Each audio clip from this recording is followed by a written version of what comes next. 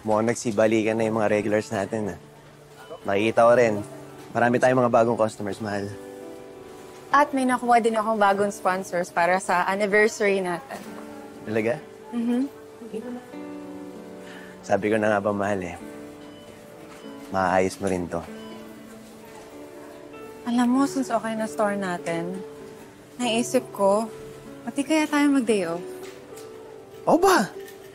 Sa lahat na nangyari, deserve mo na mag-day off. Saan mo gusto? Sa mga nangyayari kasi na itong mga nakaraang araw, nakaligtaan ko yung sa tatay mo. Why don't we go meet him na? Gusto ko na siyang makilala.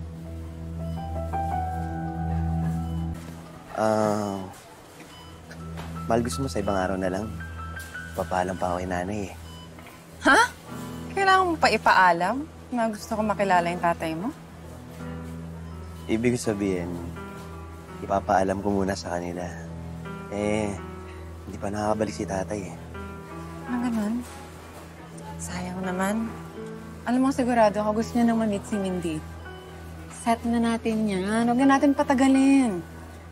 And I'm sure, mahal, gusto na rin makilala ni Daddy yung tatay mo.